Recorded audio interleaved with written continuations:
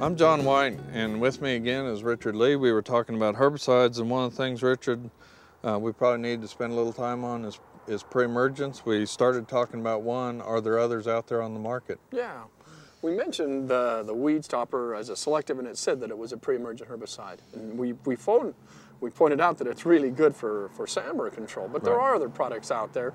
And one typical way people will find that they can use a pre-emergent herbicide is in a weed and feed product, where you'll buy something that says it will be a lawn food plus crabgrass and weed preventer. Now, this is going to be similar to what you'd find on a regular jug. You'll find that it has an active ingredient, and it identifies that product right here on the label. And it says the active ingredient is Barricade.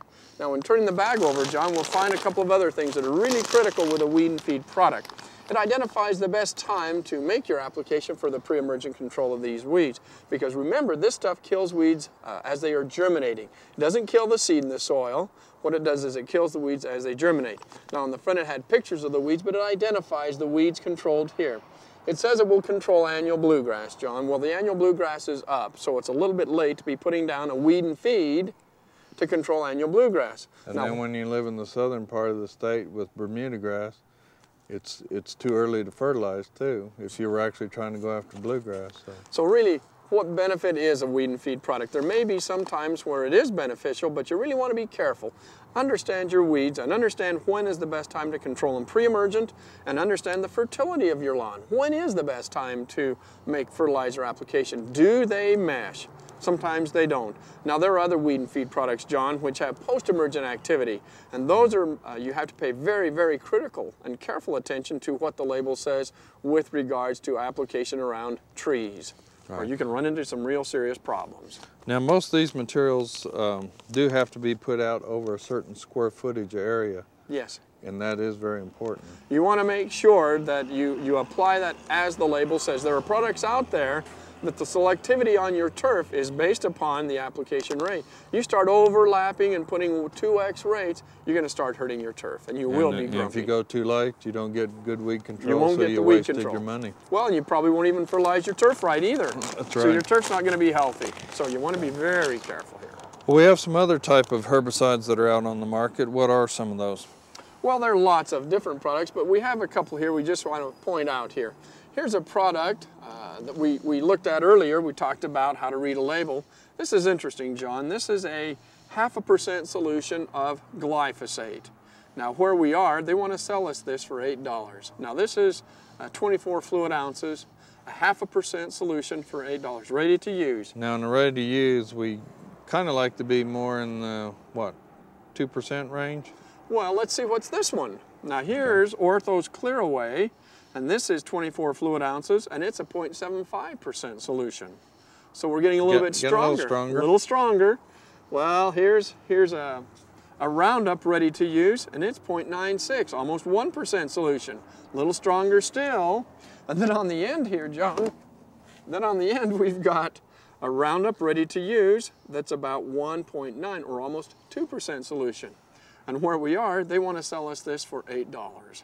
So you can buy a 0.5% solution for $8 if you'd like, or you can buy an almost 2% solution if you would like, or if you even look carefully, you can get 25% more for $8, and it's still that almost 2% solution. It's kind of a no-brainer.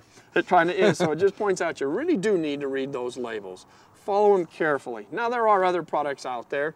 You can buy Roundup as a glyphosate concentrate. This is a 10% concentrate. Now as a concentrate, that means it's going to be mixed with water. You're going to mix this with water. You're not spraying it direct. No, you would mix it with water according to what the label says. This is a 10% concentrate. Here is one that is 25% concentrate. This is called Roundup Concentrate. Well, then we find one more that says that it's Roundup Super Concentrate, and this one is 50% concentrate. So you would apply less of this product out of the container in a gallon of water to get the desired percent weed control. So again, really do read those labels. Okay. We have some other post-emergent materials. Here's one. Well, this is a typical one. This is a weed Begone is the trade name, but the active ingredients are our Mecoprop, 2,4-D, and dicamba. This is a standard broadleaf herbicide. You'll find ratios of mixtures of these three products. You can go in and find several trade names that will have either a Mecoprop, 2,4-D, dicamba, three-way mixture. This is good for broadleaf weed control. You want to make sure that you follow labels as it relates to getting close to trees and shrubs and garden plants. Stay away from grapes. And here's another little product in a cute little container. Well, Manage is a great herbicide. Manage will control your yellow nutsedge, both yellow and purple nutsedge, post-emergent in turf. Probably has the best activity out there for nutsedge control in our turf. Now, don't put this in your ornamentals because it's not registered. You open up, it comes in a little foil lined packet of a 9/10 of a gram, and that's how much is used to treat 1,000 square feet. So it's very active on nutsedges, but very safe for turf. Okay. And then the one last one we do have for the homeowner is we do have a brush Begone. This can be used to control things like poison oak, poison ivy, things like that, or some woody species should you have that. Like some of our Siberian elms shooting up. Yeah, yeah. And it is registered for the control of woody species in turf. Again, read the label on the back and it will identify the different precautions that you have to have. Okay.